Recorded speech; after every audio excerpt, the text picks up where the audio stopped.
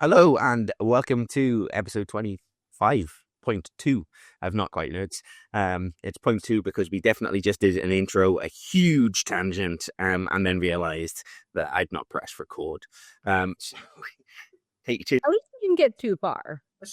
You're right. You're absolutely right. And the tangent was so irrelevant. It's probably just stealing 4 minutes of their lives. So there is that. You're welcome. We can go back if you want. We talked about 2016. That's what we talked about. That's how irrelevant the whole tangent was. Anyway, we are back to normal service. It has been resumed. This week, we're going to do Mallory's Marvel Madness, which is still a mouthful. Drink because you screwed it up. Drink because I screwed it up. We're going to talk about some of the other things happening in the world of nerd culture at the moment. And I think I've got a staff pick for you guys. So, Bring it back. I like it.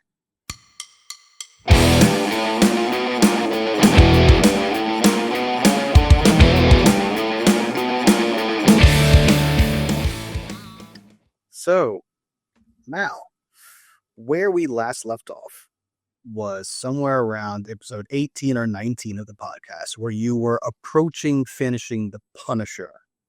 I don't think I was approaching. So- I think I was in the beginning of The Punisher.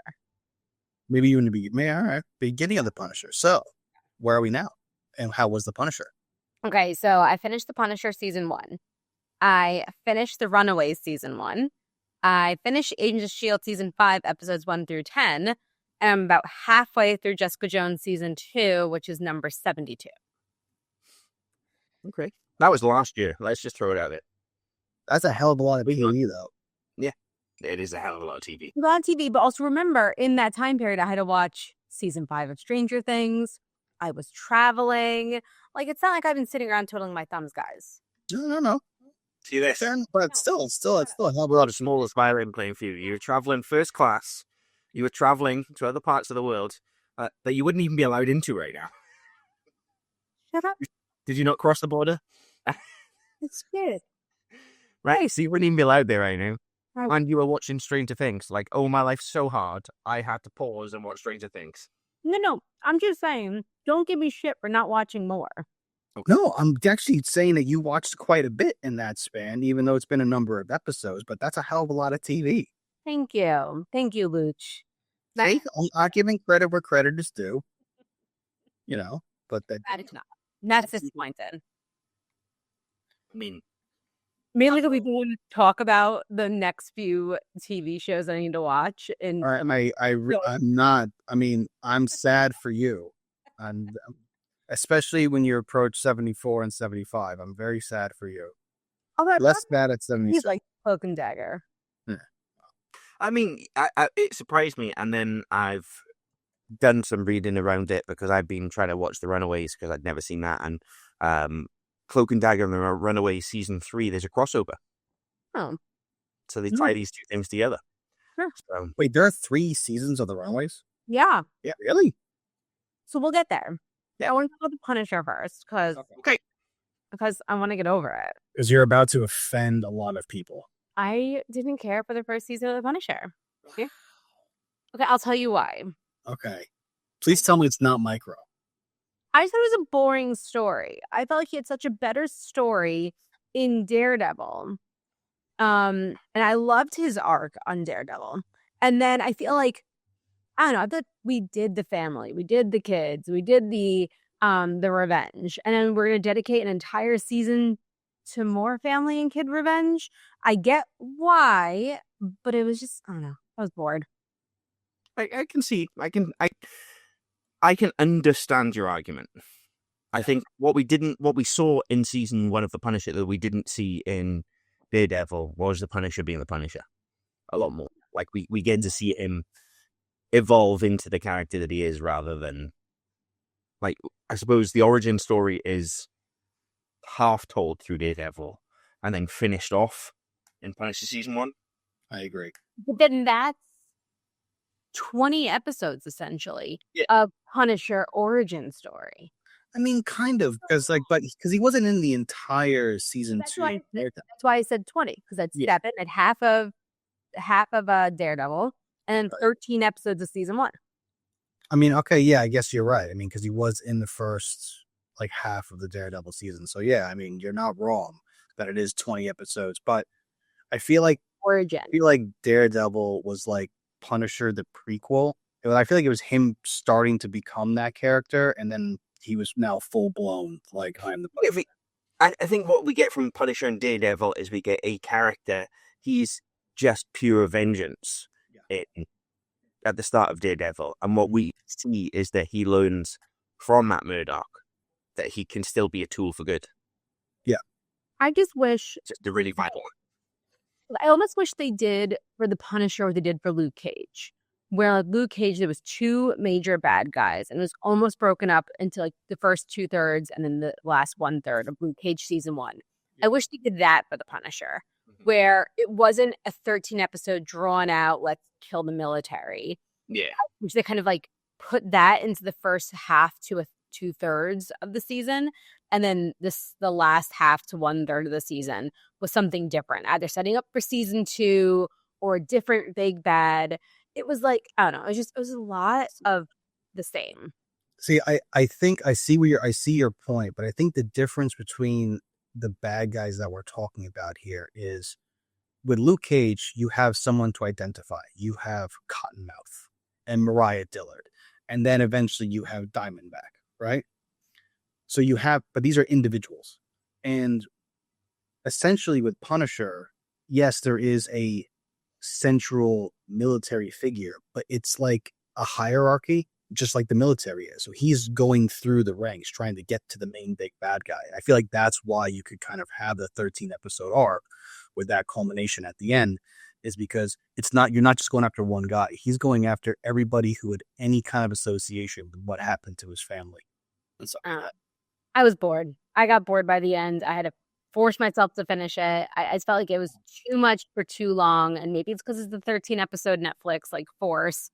But you finish the season and you're like, okay, fine. And I know there's more seasons, and that episode wasn't sitting up for anything. So, and maybe it's because they didn't know they're getting renewed, whatever. But like, I was bored. If I was watching this live, I was watching it for any other reason, I probably wouldn't have watched season 2. Because I'm like, why am I watching season 2? He did what he set out to do.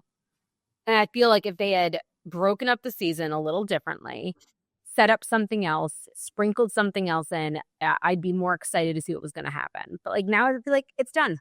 It's done. But it's not done. Yeah. I think this is one that they could have done 10 episodes and been fine. But we've said that so much about the Netflix show. We have. That they could have condensed them, they could have made them more intense, and that's the one thing I will give Disney credit for is we saw it with Echo, where Echo was shot as 8 episodes and then released as 6 because they were like, it got panned, and then they were like, hey, we could edit this down, make it a better piece, and just drop it all at once, and they did, and actually, in my opinion, it's not that bad.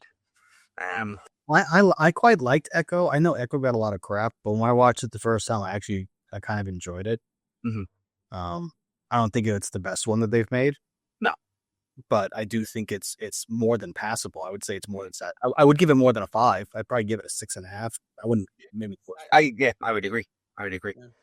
Okay, so I find it funny. I'm like, not a tangent, but I didn't know it. I didn't put it together. Even though I found out the same time I was watching Punisher. John Bernthal and Ebon Moss-Backrack, who plays the hacker, are on Broadway together to do a 2-man play. Yeah, that just came. I think it's just out now. Yeah. Well, the starting date is March 10th, but my parents are looking for Broadway tickets, and I was like, oh, that's weird. Why is John Bernthal and the guy from The Bear doing a show together? And even though it was in the middle of The Punisher, I mean, this shows like how much like I was like bored. It took me 3 more episodes to be like, oh, that's the guy from The Bear, and that's why they're doing this play together. I've not watched The Bear, so I've also never seen The Bear. I know this guy is in The Bear. Yeah. I did notice today, though, as I put Disney Plus on, that The Punisher is being pushed on Disney Plus. It's currently got a banner across the top, "What's the Punisher?" And it's because obviously we're going to get the John Bernthal Punisher special. He's also supposed to be in Brand New Day. Yeah. So And we didn't mention that. That's what I was thinking about. Was we didn't mention that while we were doing our preview of 2026. We got a Punisher movie this year. I know. I mean, listen, I love John Bernthal as the Punisher. I think he's great. I'm just bored by the story. Yeah. No, I get it. I understand. And that's the whole point of doing this is hindsight. You're reflecting afterwards. Okay. Go on, Luke. What were you going to say? I was going to say they can't, I think what I've realized with going through all of this and even reflecting upon our Stranger Things episode from last week is that not everything that Marvel puts out has to be a 100% banger, or it's not going to be. You have to have that.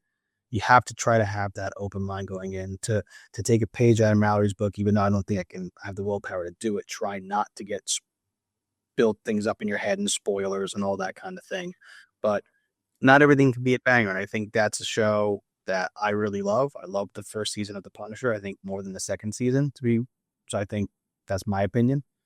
But I do think you're right, Mal. It could have been condensed a little bit. I think that could have been done justice to have it be a 10 episode.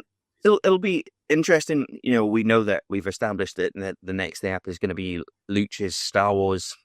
May the Force be with you. Marathon. I've said I'm happy to go and do the DC version of it. Of Mallory. Yeah, you guys suffer for once. I was thinking about this today because Smallville has just dropped on Netflix. Has it really? 10 seasons.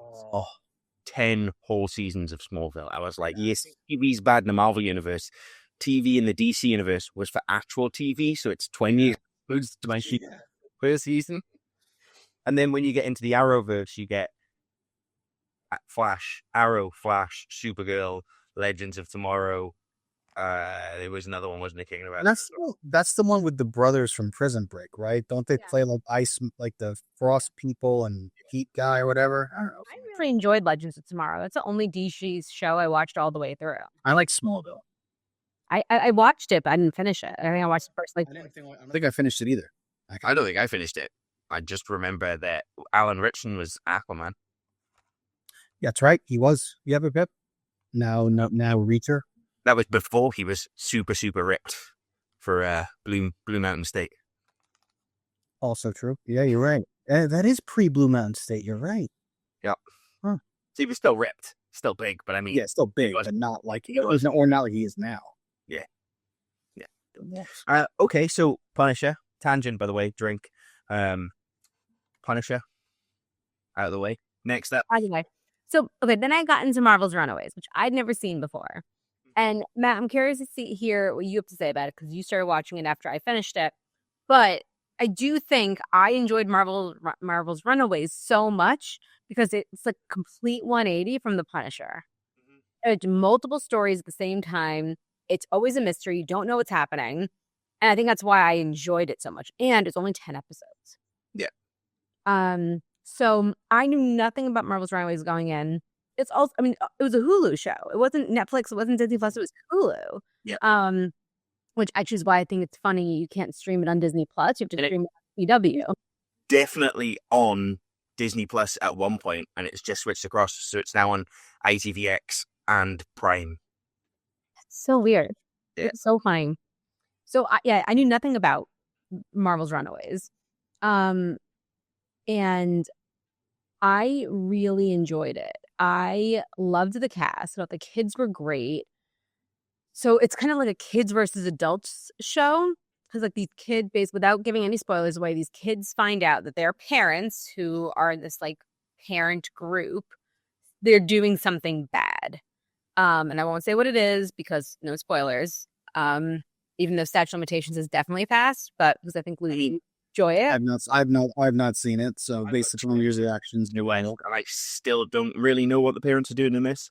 I know what they were doing in the comic books, but it's a different angle, shall we say? Yeah, I had no idea. But like, there's all these things that they're doing in the show that I'm like, that's such a comic book thing. Like, for example, a girl has purple hair, and I'm like, okay. And then I look up the comic because like after I finished watching the first episode of the first season, I was like, let me just like look up what the comic like what the page looks like, the cover page. And the kids like are wearing their comic book outfits in the first episode. And I was like, that's just so fun. Molly's hat. Yeah. Yeah. The little Like, cat ears. perfect. Yeah. Yeah. And I love that. And I think that's one of the things I really enjoyed about One Piece is that you get that very anime feel while watching One Piece, even though it's a live action show. And that's what I'm enjoying with the Runaways. It feels like a comic book without it feeling like a comic book. I know it's fantastical. I know it's not based in any sort of reality. And I don't know, I'm just enjoying it. But it's also not like in your face like Thor, with a hammer or, it's so like, I don't know. There's some good references. Close the line. There's some good references. Yeah. Yeah, there's the reference where it's like, oh, we allow you to follow any sort of religion you want, as well. Oh, well, I'm going to start following Thor. Yeah. One of the random characters says, and you're like, I like this. I like where you're going. Stan Lee's cameo. I like that. Yeah. Where they're all going to the charity gala. They all get in the limo. They sit there. And Stan Lee is sitting in the front seat and turns around and goes, enjoy your evening. Oh, I completely missed that. Yeah, and I was like, that's you forget those moments. You forget the Stan Lee moments now. We've lived so long without him that you forget those moments. So I quite like a long time. Oh man. No, so my opinions and my thoughts on the show so far, bearing in mind only 8 episodes in, so I still don't really know. I say 8 episodes in. I've got 2 episodes left to go.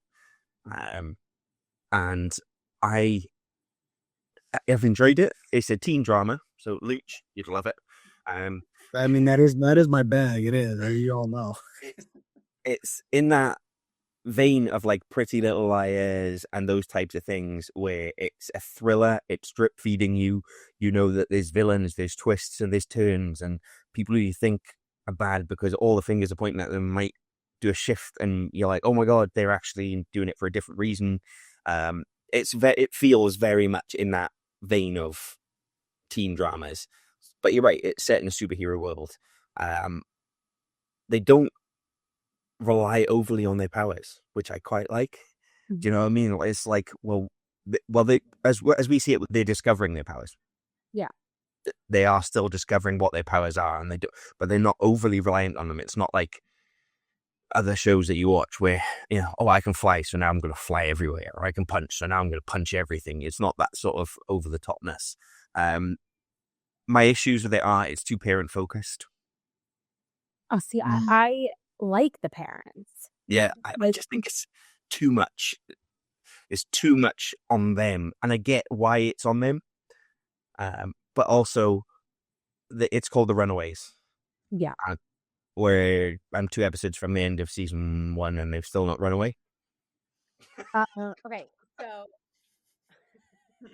I mean, okay, fair. But I do think that after watching those, like the last 2 episodes, I do think they've set it up so that season 2 is definitely more kid focused. I think you needed the adult focus to get to the end where then it can become kid focused. Because they didn't have the powers in the beginning of episode 1. These kids weren't even friends anymore. Just so we know, before we went on air, we decided there was a new rule to be added to the drinking game. And that was every time Fester makes an appearance, you have to drink. And every time Fester's whole body makes an appearance, you have to finish your drink. Or in that instance, while we were explaining that rule, I'm going to say that was twice. So you have twice drink, fill it, and then finish the next one.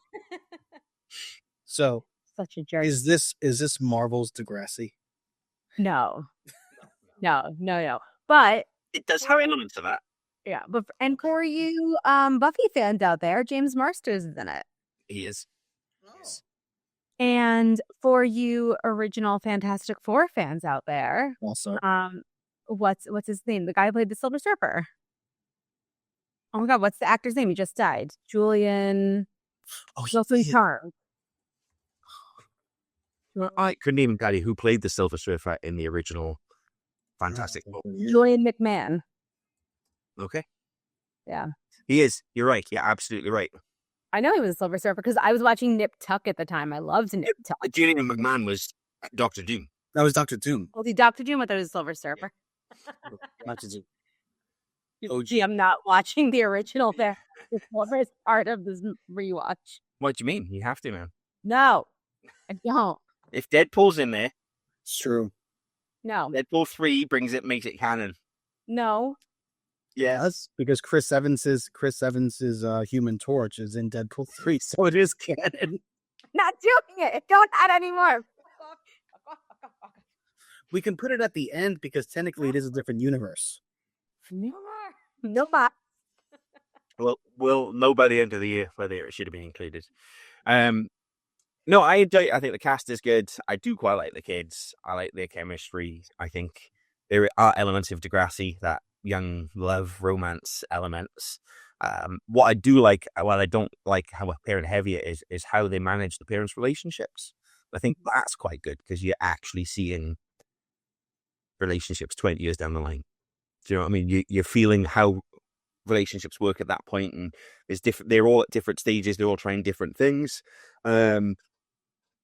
I think it's fine for a binge.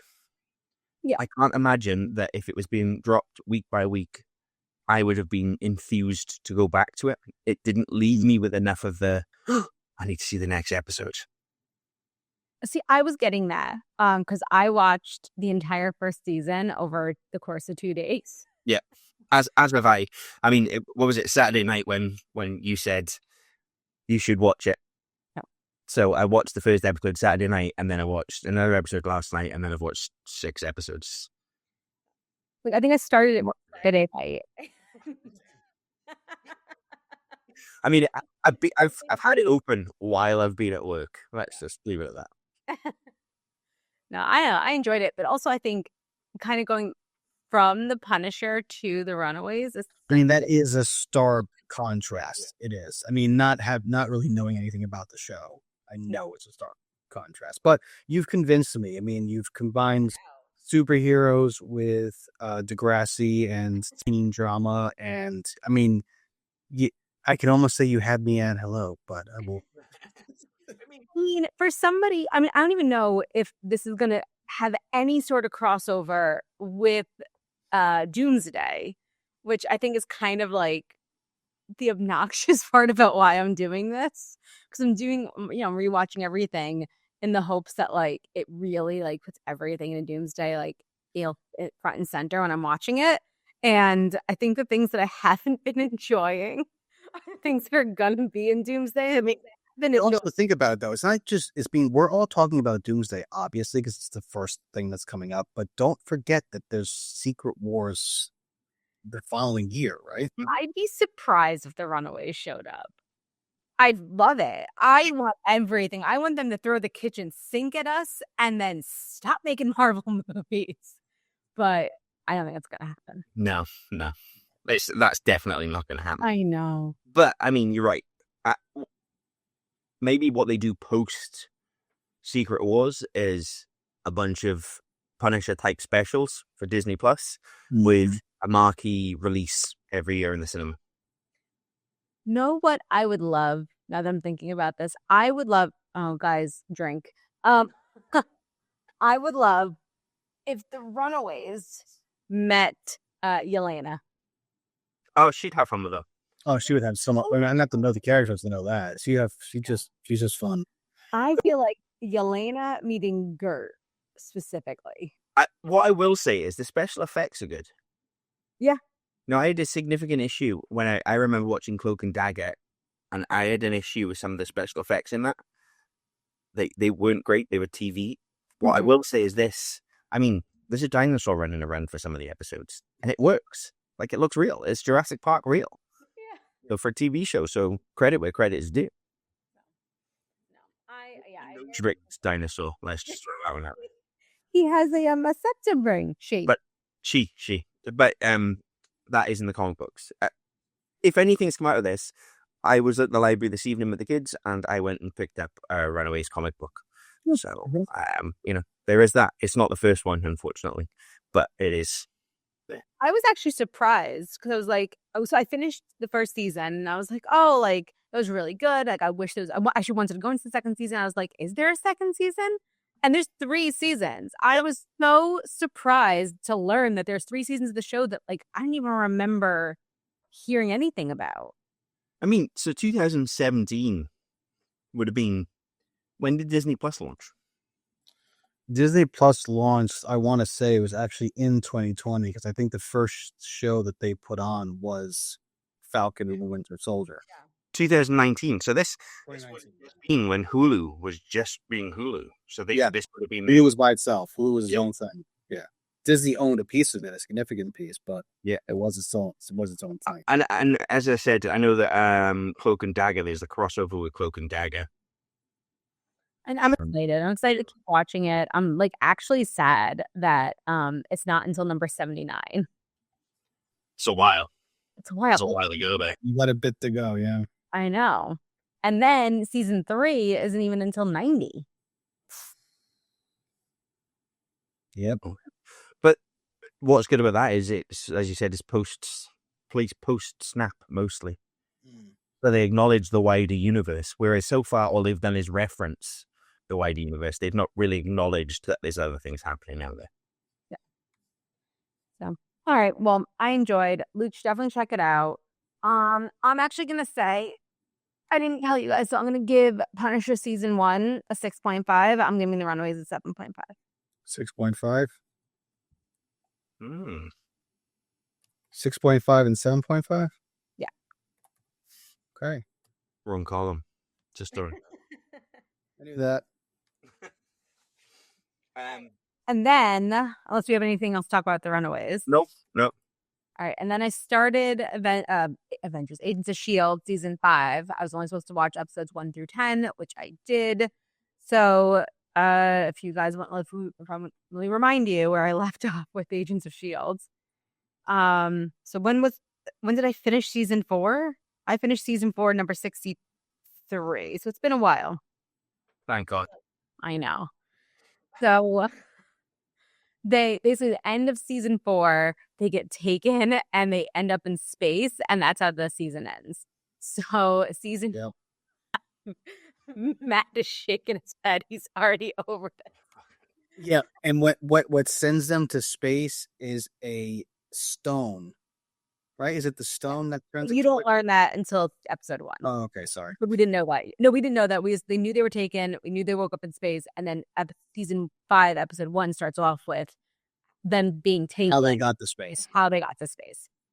So yeah, it's another like obelisk. That's different than the other obelisks that we've dealt with already in Agents of S.H.I.E.L.D. And it takes place not only in space, but 74 years in the future. I was going to say 70 years, yeah. It's like 2079 or something. And Earth, I love watching Max face. The Earth has been ripped apart by, allegedly, Daisy Johnson. And the Kree are essentially manning this outpost of humans that survived, but by manning, really just torturing, using them for their own financial gains. They have stopped them having children naturally, and instead just create children that allow them to go through pterogenesis, so that this Kree person can sell off these Inhumans. Inhumans, yeah. And so actually I did think it was funny. There was a reference to Inhumans in this 10-episode arc, because they were talking about, I don't remember, somebody was like, oh, I just assumed that S.H.I.E.L.D. had an outpost on the moon, which obviously is referring to Inhumans. Yeah. And Coulson actually goes, no, of course we don't, because they don't know about the Inhumans. Yeah. What I found annoying, and this is such a nitpicky thing, is that Coulson says nothing about knowing who the Kree are, and he should know who the Kree are because of Captain Marvel. Yes. And I know this takes place before Captain Marvel was released, or this was released before Captain Marvel, but it annoyed me. It annoyed me so much. I don't know why, because it's stupid. Especially when you're connecting Clark Gregg's character, because you do make a point to have him in Captain Marvel. Right. So, but I mean, at this point, remember, the house is divided. The divorce is complete. We've got twins. We've gone the parent trap, right? Kevin Feige's taken his twin off over here and he's made it into the movies, and the showrunner for S.H.I.E.L.D. have taken it off and gone that direction. They're very... Still just reference it. Reference something. And also, it's very possible that they didn't know yet, even in the Marvel Cinematic Universe, what was going to happen in Captain Marvel. Like, they maybe but also, wait, doesn't Coulson... Isn't the Tahiti project using Kree blood? Yeah. So Coulson would definitely know about the Kree because that's Project Tahiti. Well, he knows about the Kree generally, but he's been face to face with Kree. Oh, fair. Okay. I see what you're saying. Yeah. You know? Like, the Kree, he should just know the Kree are not like a nice group of people who are just taking care of the humans in this outpost.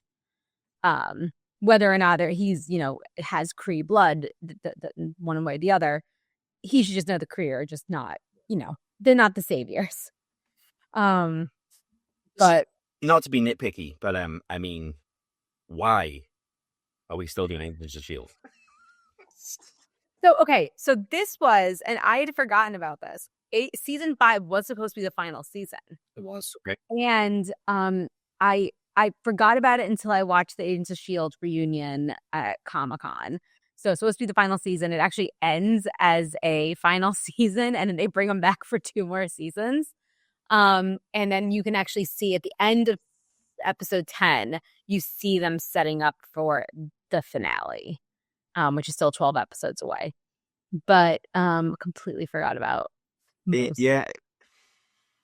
I mean, you cannot moan about us adding in the Fantastic Four. Yeah, you can. 2 movies.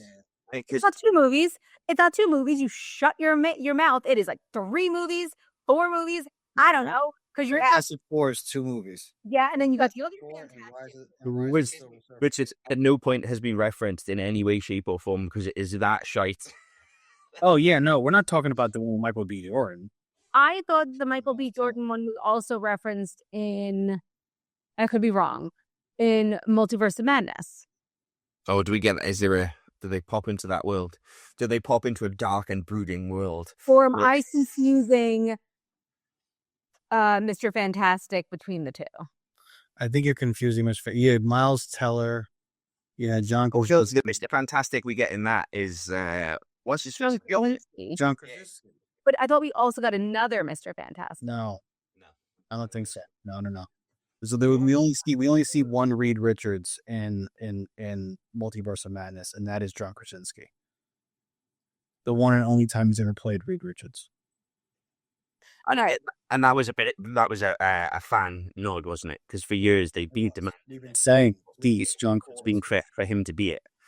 So yeah, okay, fine. Only 2 movies, whatever. So you're adding them in, right? No, I'm not. We'll talk about it. But if that OG Dunes is worth watching, even if you don't watch the Silver Surfer, because you could leave that one alone, in my opinion. But the first one, I think he's fun as Dr. Doom. Yeah. My and he would recently die, so it would be we'll trade out season 6 or season 7 of Agents of S.H.I.E.L.D. for these 2 movies. Yeah, I would change out season 6 and just go right into the final season. I don't think I can. It's already on the list. I haven't taken anything off the list. No, that's great. That's fair. So we add the Fantastic Four at the end. Yeah, what's 2 more?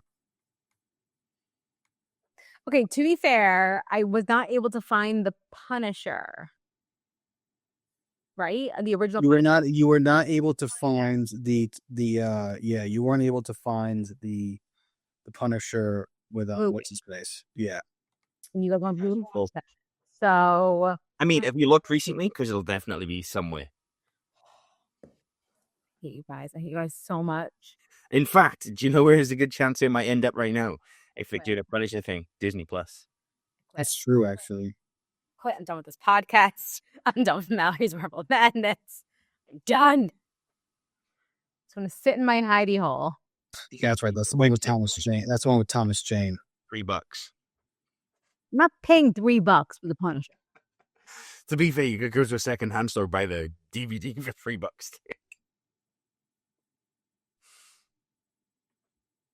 Guess where it is? Oh wait, no, never mind. If it was on Metal, it's just not. It's on my shelf if you want to come over and watch it. Listen, do you know how expensive flights are? I've been looking. Okay. If I can find, It's on Mallory, it's on Tubi. I've been looking for flights, by the way, for under $600. I found a flight for under $600, and I was about to book it, and I realized you guys are probably me and Lanzarote. March 22nd? Yeah, it's March 20th through the 22nd. But the 22nd when we leave. What time you leave it? Yeah, no. March 22nd. Why? Because it's after 8 o'clock. March 22nd is when we leave for Lanzarote. Is that a Sunday? Is it a Sunday? Yeah. Yeah. Yeah. What time you leaving? I don't know. No, there you go. Well, Mallory found flights 20th to the 22nd.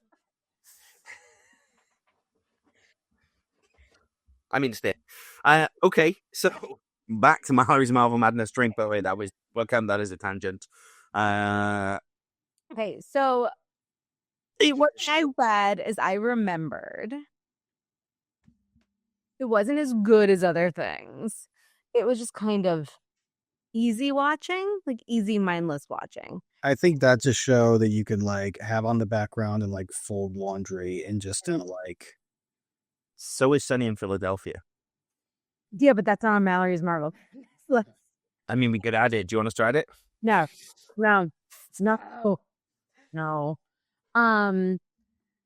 So yeah, and so they end the 10 episode arc with them. With them figuring out how to put the pieces of this obelisk back together, and maybe have gone back to Earth and their own timeline. We don't know. We don't know if they've all gone back, because it ends with half the group running towards the obelisk, the other half there. Coulson has iced Daisy. Coulson's dying. Mac has just watched future Yo-Yo die. It's like a whole big, it's just a mess. But it was fine. Maybe I should sit down and watch the Agents of S.H.I.E.L.D. and then I'll come on and I'll be like, Agents of S.H.I.E.L.D. is the best TV show ever. It really gets into its stride. I don't know if you'll say that. But was season 4 through 7 peak TV. No, honestly, I do think every season's getting worse, but it's still not as bad as I remember. And maybe it's just because I've just been not enjoying. So this is where it gets important to me. So behind me somewhere, I've got the Superman box set, right? And the way superhero movies used to be made was, here's 10 million to make the first one. Brilliant. It was a massive success. Here's 5 million to make the second one. Here's 2.5 million to make the third one. And here's 1.25 million to make the fourth one. I mean, the budget should go down. Clearly, Agents of S.H.I.E.L.D. was just following the old superhero model, where they were like sliding scale for the budget. But I think actually the budget in some ways went up because all of that CGI, especially in season 5, and there was a lot of special Space. A lot of special. I mean, that's just green screen. Gets easier. Sure, It got cheaper. That's true. It did get cheaper. You're right. All right. Well. All right. And then a hell of a lot of TV. So you're on Jessica Jones right now? Here in the middle? Yeah. Jessica Jones season 2, about halfway through. Okay. And it Mm. makes a brief appearance, right? Not where I'm at. I feel like he definitely makes an appearance in her mind. There's a moment, but like a half, 30 seconds, I feel, in season 2. Maybe it's season 3. I don't know. I feel like she definitely has a flashback moment in a conversation with David Tennant. I don't know. If she has, I haven't gotten there yet. There's a lot of talk about him. Mm-hmm. And we can get into it next week when I finish it, because I'll definitely be done with it by next week. But I will say so far, and maybe things are going to change, I feel like, and I said the same thing with Iron Fist, I feel like there's not enough discussion that there's other people with similar abilities in your city. And you don't have to bring them on, but there has to be some sort of like acknowledgement. You don't just forget about them. I mean, it's like Agents of S.H.I.E.L.D. where they acknowledge it in the first season, and Daredevil where they acknowledge what do they call it? It's the incident. No, not them. She just did the Defenders. Oh yeah. Wes met Daredevil. She don't know. And then She knew Daredevil already, but no, she didn't. oh, okay. Yeah, but she met Daredevil in. And she knew Luke Cage. She didn't know Iron Fist. And I feel like there just be, I don't know, acknowledge it. Be like, oh, those fucking assholes. I'm not calling them. Which would be very Jessica Jones. That would be very Jessica Jones. Yeah.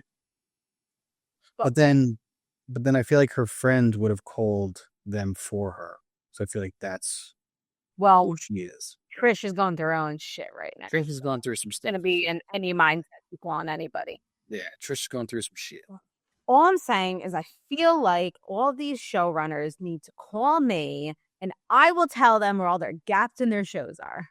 I mean, we're the not quite nerds. There's nerds out there that they could call who would be like, well, in this episode you made reference to this, and so you need to have that because that's not there, and then this doesn't do this, and that doesn't do this, and then that doesn't make sense, so you've got to do this. And no, that's too much. This is what we were talking about Stranger Things. Like, you got to be like, just surface level.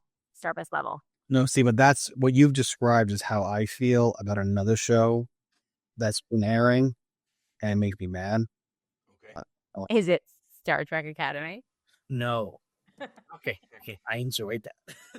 But we'll get there. So I'm finishing up Jessica Jones, and then next up in the roster will be then Agents of S.H.I.E.L.D. season 5, episodes 11 through 18, and then I get into Cloak and Dagger. Yeah. I've also never seen. Which is on Disney Plus, because I was just looking, I was like, I'll drop into that as soon as I finished. Okay, you made the segue there for us, Mallory. Thank you for rounding up your Marvel madness. Starfleet Academy dropped last week. 3 days ago, 4 days ago, whatever it was, last week. It Thursday last week. Yep. If you can see. One of my birthday presents from my lovely wife is the autobiography of Captain James Tiberius Kirk. I figured it was fitting to start reading some of these autobiographies that are written in character, obviously. Yeah. Leading up. Are they really an autobiography or is it just a fiction? No, it's just a fiction. But it's you learn some stuff about biography, right? Is the difference a biography because it can't be written by the person because the person doesn't exist. Yet be written about the person, so it's a biography. Yeah. Or just a fiction book. Do you know what? One of the greatest biographical type books that I've read was a Star Wars one, but it was Star Wars from a different point of view. And it was like the stormtroopers on the Death Star when Luke and Obi-Wan show up. And it's all the different scenes from original Star Wars trilogy, but it's from somebody else's perspective, like somebody who was in the bar when Han chops off. In fact, I'm pretty sure it's the guy whose arm gets chopped off. That's really funny, actually. So these random characters that you see, and it's them retelling that scene from their perspective. Anyway, yes. On James T. Kirk, I always love Fanboys. Do you remember that movie? Yeah, I do. So, Mallory, if you don't know what Fanboys is, it's about 4 friends who one of them is diagnosed with cancer. And so it's when the Phantom Menace is coming out, they drive across America in order to break into George Lucas's house so they can watch it before he dies. That's the general gist of it. On their journey, they bump into Jay and Silent Bob. Actual Jay and Silent Bob make an appearance in it. They bump into those guys, but they also stop in Ohio, the birthplace of James T. Kirk, where there's a statue. Iowa, sorry, yes. And reverse into a statue and knock it over, causing all the Trekkies to start chasing him across country. Star Wars and Star Trek hate each other. Very funny. But yes, that's what I know about James T. Kirk, is that his statue is knocked over by the fanboys. Yep. But yes, so Starfleet Academy did release their first 2 episodes. The second one I know is called Beta Test, and the first one was called Kids These Days. So this takes place following the events of Discovery, seasons like 3, 4, and 5. So it takes place in the 32nd century. So it's 800 years after Coulson's travels forward in Agents of S.H.I.E.L.D. Exactly. And for the first time in 120 years, Starfleet is reopening their academy, which is essentially like a prestigious 4-year college institution. Mm-hmm. You learn who the... I just watched Ben. Yes. Why was it closed? No questions. I can't tell you that because you're going to continue to watch Discovery and you'll find out why it closed. Okay. So if you haven't seen Discovery, like all of it, I don't think you're going to be too lost. There is some nods to it, obviously. One of the characters, who, if you've seen season 2, Max, I know you have Parts of. parts of. You'll know the comedian Tig Notaro. Oh yeah. Yeah, so she plays Lieutenant Jet Reno. Oh She's yeah, around. yeah. Yeah. I liked her. She was funny. Yeah, she's funny. So it's just a lot of fun. So take, like I said, 32nd Century. It's the first inductee class. And it is like a college type show, but these kids are in this very, very prestigious college, which takes place in 2 locations, in San Francisco, which is where Starfleet Academy has been, and also the USS Athena, which is a brand new starship, which is essentially the college, essentially the academy, and it can fly from outer space to San Francisco and land. So it's like they essentially can take the school with them as they go. It's a really cool concept. Visuals are fantastic. I think the characters have been fun. There's one of them that I find a little annoying, but I can see why he is just kind of a dick throughout the first 2 episodes. But it releases on Thursdays. No time. Just like, I think at 12:01 on Thursdays it comes out. Like I said, it's fun. I don't think you need to have watched Discovery to really dive into it, because what's interesting about this show, obviously, it's the first show of the 60th anniversary of Star Trek, which came out in 1966. But it's the first time that we're having something dedicated entirely to the Academy. You've heard about it for years throughout the various different shows. I graduated from the Academy with honors, but this is the first time where you actually have something dedicated to it. The most we ever saw was Mallory's favorite Star Trek with Chris Pine, the Kelvin timeline, where you actually see him kind of going through a little bit of the Academy. But outside of that, you don't ever really see it, at least not to my knowledge. So I think it's been fun. Only 2 episodes, but they're each, first episode's like an hour and 15 minutes.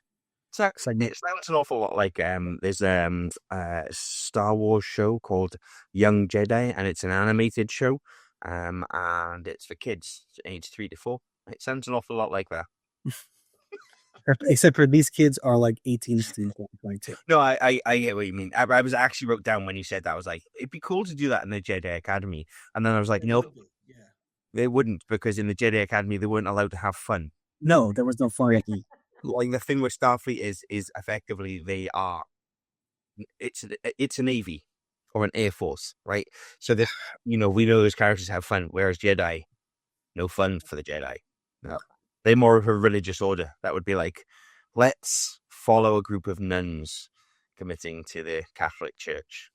But I do have to say that my favorite character right now is it's like she plays the Chancellor and the captain of the Athena, USS Athena, which is the college. Actress Holly Hunter, and the character that she is Captain Nala Aki, and she's part of it. She is, I forget the other, because she's part human and part another race, and I don't remember what the other race is off the top of my head, but she's extremely long-lived. Like, the other race is essentially immortal. They can live for thousands of years. And because she's half human, half that other race, she's like 422 years old. So the reason that they pick her to be the Chancellor is because she actually has a teaching background. And also she's the only person alive who knew of the Starfleet at its peak, at its greatest moment, and see it at its lowest moment. So her being able to see that, bridge the gap, and then teach these young cadets of the Academy how to go through, they thought was important. I think they did a really good job of like establishing why her character is like it is, and her back and forth with some of the other characters is also just a lot of fun. I'm excited to see where it goes. Not Stephen Colbert. He's not your favorite character. Well, yes, he is in it. Now, you don't see him. No, I was going to say Starfleet Academy's digital dean or something. Dean of students, yeah. So like when there are when there are scenes of the kids like walking through the halls, you'll hear announcements like, please make sure you get your food in the James T. Kirk Pavilion. Like lunchtime, you guys have been working hard. It's working up an appetite. And that's Stephen Colbert talking all that. So it's the only one that's got 10 episodes. They've confirmed he's in every episode. Yeah, everybody else still only has 2 episodes because you never know. You just don't know what's going to happen. Okay. So that was my question. It's supposed to be 10 episodes? I believe so. Yeah, I believe it's 10 episodes. Like I said, they released the first 2 on Thursday, and then it's 1 every week after that. So the next one comes out this coming Thursday. Gotcha. Excellent. I did share a picture with you both this week. We talked about it in our preview. Mallory's rolling her eyes already. Sophie Turner's first image as Lara Croft came out. I've got to say, I was pretty impressed. And not for the reasons that Lara Croft. Yeah, I was going to say, not for the reasons Mallory thinks. I thought character accuracy was fantastic. No, I mean, from the game, yeah. I mean, wait, I think it's because the you two were talking about in the chat. You guys are disgusting. But she does look like it does look like the game. Like it's great. So looks good. And I'm excited because Phoebe Waller-Bridge is writing it. And we know that she writes fantastic female characters. So the hope is that she can give Lara Croft a new dimension, a dimension that maybe we've not seen before. Yeah, which I'm all for, because I think it's a fun. I think it is a fun character. It's like female Indiana Jones, but in some ways, not in some ways, in a lot of ways, a hell of a lot more badass. I mean, who was it? It was Alicia Vikander who played her in the 2018 movie, which I also really like. Amazing. I think it was better than the Angelina Jolie ones. Yeah, I mean, Angelina Jolie ones were fun. They were of their time action movies, female-led action movies. Right. The Alicia Vikander one was an origin story, gritty. It was of its time, I suppose. It was, you're thinking on the back of Daniel Craig's Bond and those sorts of things. The Bourne films where they were getting that gritty, intense. It was those. So yeah, to see that. But also I've just noticed that Sigourney Weaver is also in, and Jason Isaacs. We're also in the Sophie Turner one. Oh, yeah. I did see Jason Isaacs had been announced. So yeah, so you got Lucius Malfoy and what's her name? Ripley. Thank you, Ripley. Get away from me, you bitch. I watched The Rip this weekend, which was new to Netflix.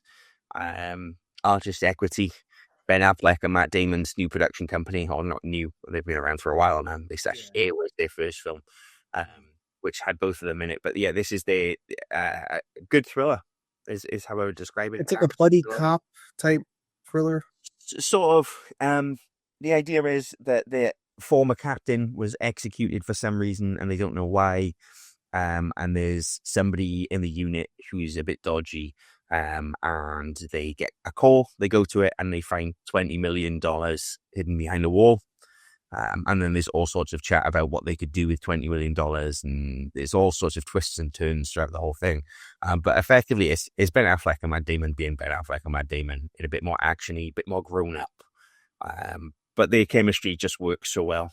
To the point where I think if you've been a Kevin Smith fan long enough, you watch them in things together and you just go, I don't know, this is acting or just them standing in a room. Yeah. Being them. It was that. Just been together for over 30 years. I mean. Yeah. There was a cool video Kevin Smith shared. Did you see it recently? He was there. He was around their building.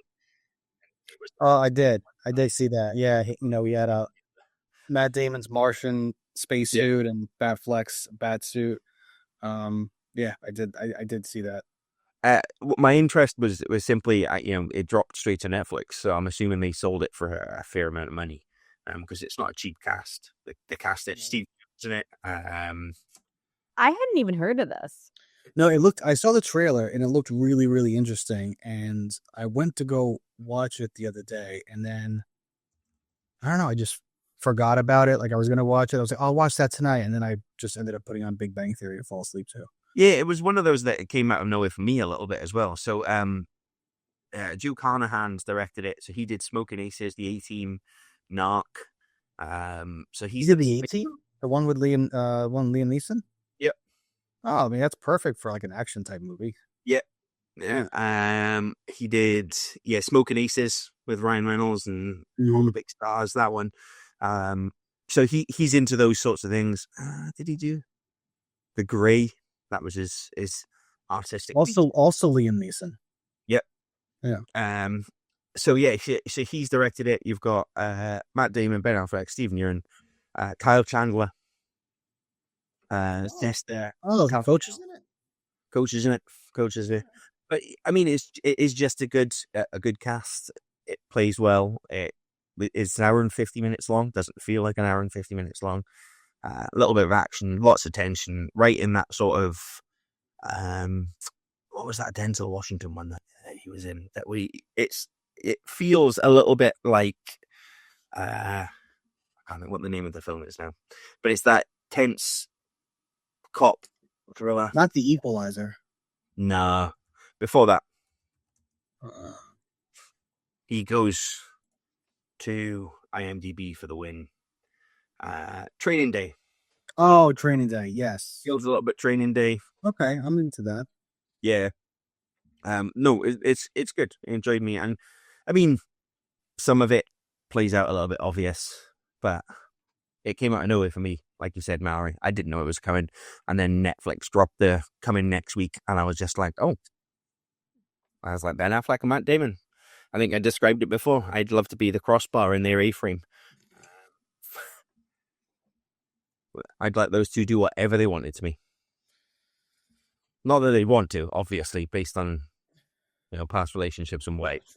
Yes. I could guarantee I could watch better sports than any of their exes or partners. So so that came up. The question I've got from Mallory this week is, I'd seen a piece somewhere, and it was Doctor Who better with a bigger budget?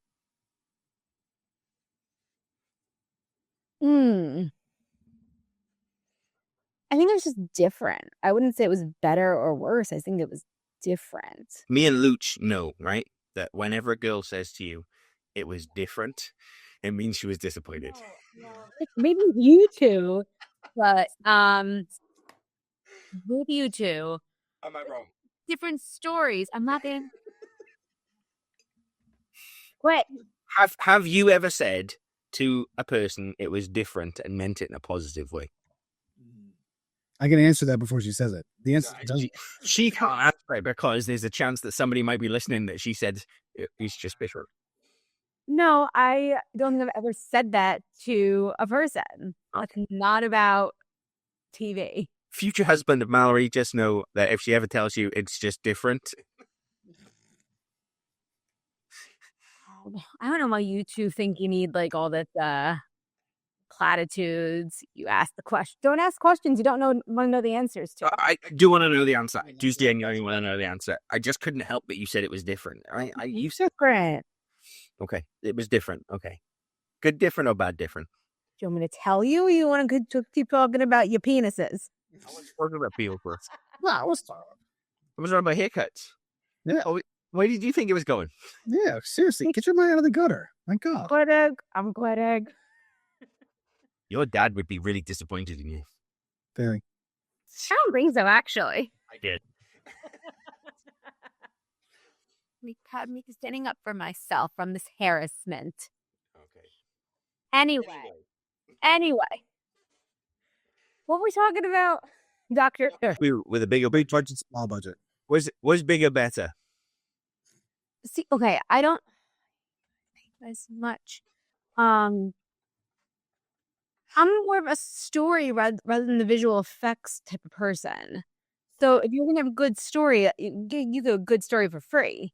I think the bigger budget, you were able to get different villains, and not every story was better. I mean, you would ask me like, actually, originally you'd ask me what are the 10 episodes I would tell somebody to watch, and then I turned it into one of my top 10 favorite episodes, which are still, I think that's I tell people to watch.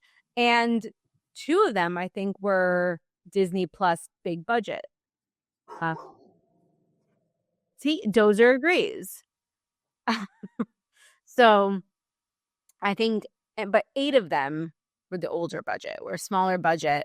I mean, I also love, and we've talked about this, I love the fact that they haven't changed the Daleks. The Daleks are still plungers. Salt pots with plungers attached to them. Yeah. Hold on, I gotta move this cat.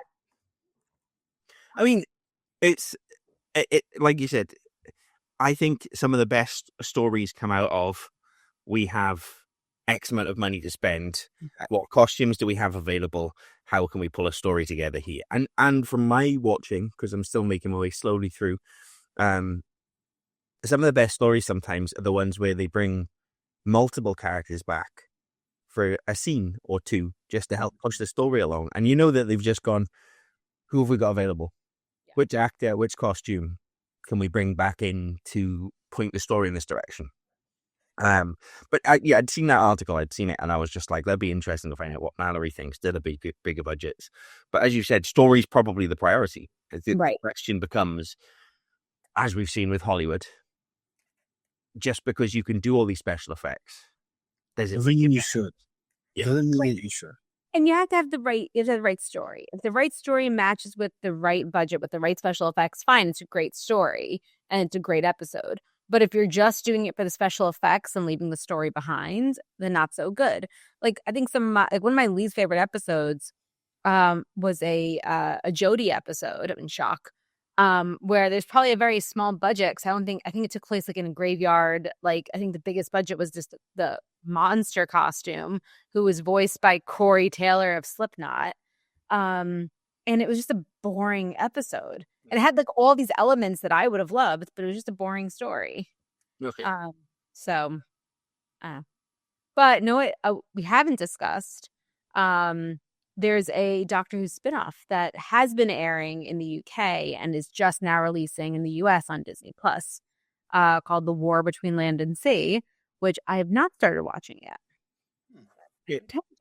Yeah, it was dropped. It was instead of the Doctor Who Christmas special this year. We got the sort of release between Christmas and New Year. So, and Buggy's in it.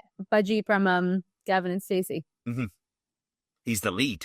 Yeah, one of the two leads. It seems very Black Panther 2. No. Land, but it seems about a war between the land and sea. Yeah, I get that, but okay, but you have you probably don't know about what are they called? Is it the Water Martians? Yeah, I do.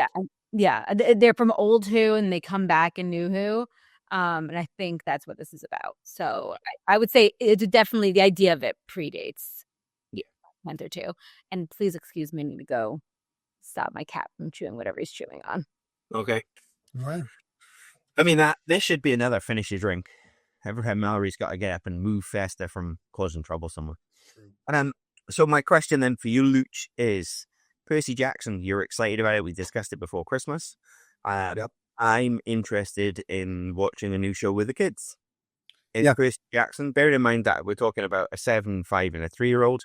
Let's discard the 3-year-old because she'll watch whatever's put on the TV and often enjoy it and is more adventurous than the other two. So Percy Jackson. So I think that, I mean, I definitely think start off with, if you haven't watched the first season, The Lightning Thief, I would definitely obviously start with that. Yeah. And I think they did a great job with the Lightning Thief book. They made some changes from what was written in the page versus what you saw on the screen, but I could connect those dots and be like, okay, like this makes sense because this inner monologue that Percy's having, that's not going to look fun on TV. You need to get someone to ask the question to then make him have that outward dialogue.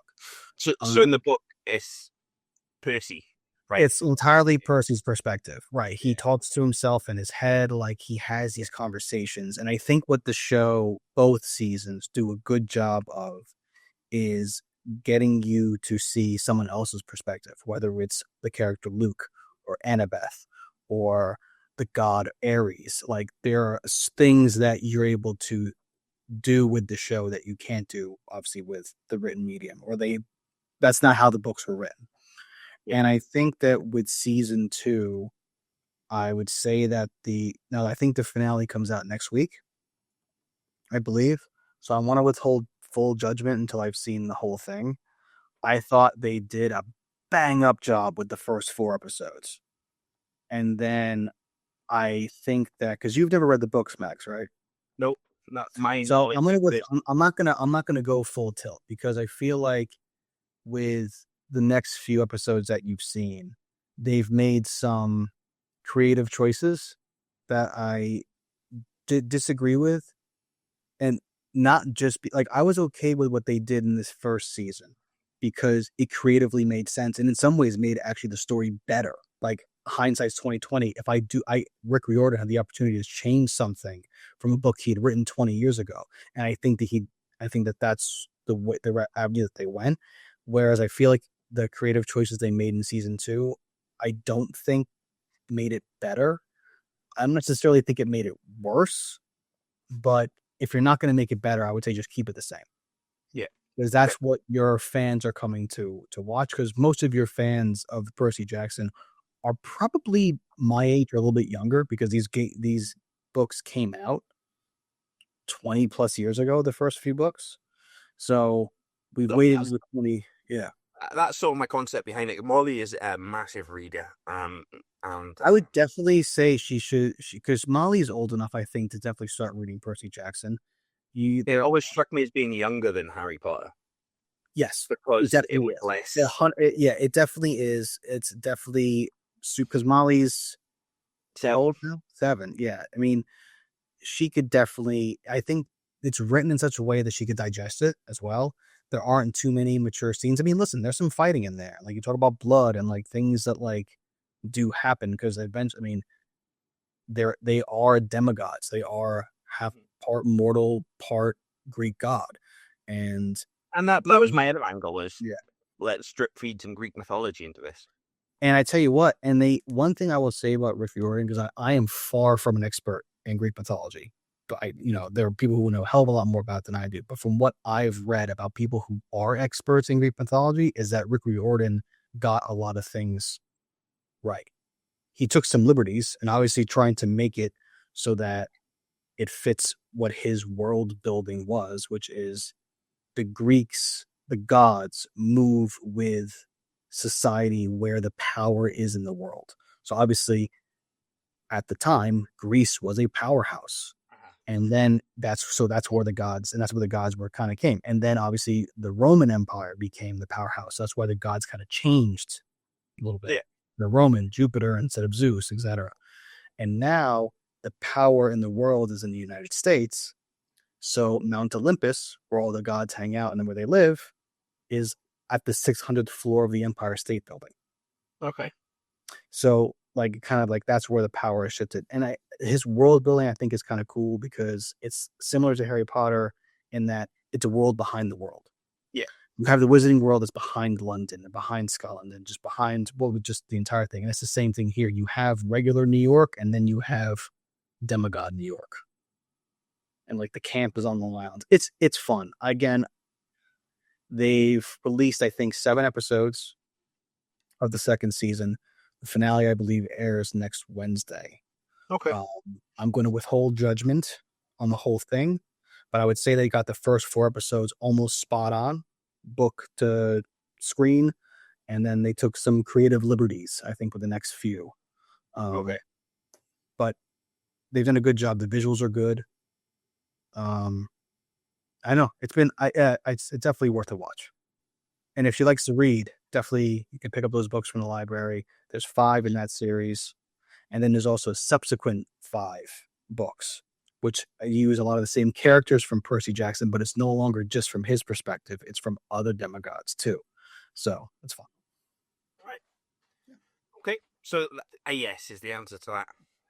Yes. Long story short, I'm not that sure. This is what Oh, sorry, I was impersonating my Kevin Smith mess. Drink. This is like a regular cameo now. Yeah. At least she's not advertising a camp this time.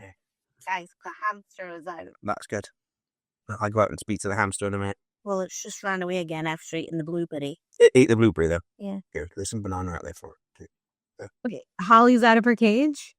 No, however, you'd not put the cage back on properly. No, because I was going to go back out to her. What do you think she's going to escape? You don't? No. I'll show you some videos that I've been watching on TikTok of houses escaping. It looks really funny. There's one where he pushes through the cage. She's got a camera set up and you see it push and push and push until it breaks the cage and then climbs out. And then she's got a video of it under the Christmas tree crawling about like it's laughing at her. Gemma, I texted you, by the way, and you didn't respond. My phone's upstairs. Oh. I did text you while we were doing this. I've been too busy trying to speak to the hamster. Are you and Ollie getting along better now? Nope. Did it bite you? To be fair, it doesn't get along with anybody at the moment. Does he let it come out? It likes Molly. It does like Molly. Molly's her fave. Yeah. Good. Molly's her mom. Yeah. This is very true. Okay, so Gemma's just here. She's just invaded the podcast once more. I think Gemma is your Fester. So Drink. You're all, every time Gemma appears down your drink. Gemma, you should be wholly offended by what Mallory just said. You've just referred to me as a cat. he's a good cat for the most part. I don't like The cats. cat, he's a good cat until we press record. And then he's like, oh, it's all about me. I don't like cats. Cats are like teenagers and they're like, where Who are you? Oh. have you been? No, that's not Fester. Fester's very much a dog. He kept attacking Maddie because he thought Maddie was playing with him. You did. Maybe you just fancied it. Maybe. Maybe. Okay. Right, bye. Segue. I asked you before, we've not done a staff pick for a while, so the first staff pick of 2026. I asked you before, yes, I totally agree. I asked you before we went on air, before we pressed record. I asked you before we started the first time, and then I asked you before we pressed recorded the second time. Have you seen Fallout? Have you seen Fallout? And both of you said no. I would highly recommend watching Fallout. It's available on Amazon Prime. Season 2's just up. I have not watched season 2, but I really enjoyed season 1. Is that the show? Is that based on the video game? Yes. And is that the guy that's kind of skull missing a nose? Yeah, Walton Goggins. The guy missing a nose. No, do you need to play the game to watch the film? The greatest thing is Fallout is an amazing game, and we've seen it grow and evolve. But the greatest thing about Fallout is the first ones are set on the East Coast, and it's sort of trying to make their way to DC, and then they build different ones from there. We've got like New Vegas, where it's all set on. I remember when that. Yeah, I remember when these games were coming out because like we had them in the store. Yeah. So this one's set on the West Coast, and it just follows a group of people who are various different things. So you've got Maximus, who's part of the military. So he's effectively what you have is you have the knights who go around in the big metal suits, and he's a valet for the night. He's serving the night, and then there's an incident happens, and he puts the suit on, and then claims to be a knight. So there's him. There's Walton Goggins, who's a ghoul, and they're people who basically just took loads of drugs, but survived and didn't die. But their faces basically they become mummified, but still alive. And then you've got Lucy, who is somebody who's lived in a vault. And she's escaped from the vault. And in the vault, they were sort of told, the world outside is dead. Nobody lives there anymore. It's all over. There was a nuclear war. We have to stay here forever. And then she finally gets out the vault and she realizes that while the world changed dramatically and lots of people died, there is still a functioning world out there with all of these different people in it. The game's loads of fun. But the show, you don't have to have played the game to watch the show. The show is really enjoyable. As I said, season 2's out. There's 8 episodes, season 1, 8 episodes in season 2. And it's highly enjoyable. It's just a fun show. As silly as it sounds, you get lots of cool moments. Is it more like action? Is it more like, or is it more like It's Walking Dead. It's Walking Dead. That's how I would describe it. Walking Dead style. So okay. I mean, yeah. I definitely think I'm going to watch The Runaways. What I'm taking from this episode is I definitely think I'm going to watch The Runaways because you convinced me with Marvel Degrassi. So There's no Kevin Smith in it so far. Okay, but Kevin Smith doesn't come into Degrassi until way later. Like, I'm already invested in Degrassi, and then Kevin and Jay bestow themselves upon us. Kevin Smith didn't go into Degrassi till Drake left, right? Yes. Yeah, that's true. Wait, by the way, did you guys ever watch the Drake music video for I'm Upset? Yes, when he goes to, yes. Degrassi. He gets the entire cast to come back from it. Including Jay and Silent Bob. Yes, I know. It just always amused me that people here knew Drake as Drake, and I knew Drake as It's Jimmy. Yeah. The kid that got shot in Degrassi. Yeah. Gangland shooting in Canada. What does that say about us? That this is how we know. No, I mean, I remember the first time that I saw a music video of Drake, and I'm like, why is Jimmy rapping? He plays guitar. Okay. But yeah. All right. Well, I think that was us, right? Episode 25 in the books. A lot of things to watch. Loads of things to watch. Not as much as what Mallory's got to watch, because she's got 2 more. Nope. 2 more. Vita. Fantastic Four. There's just Fantastic 8 to watch. On that note, we'll see you next week. Thanks for watching and or listening. Please like and subscribe. Make sure that you review wherever you like and subscribe, because reviews point the algorithm more towards us. So yeah, please write reviews and let people know. If you think there's people out there that you think might enjoy this, then please pass on the message. Thanks for listening. Bye. Da-na-na, da-na-na.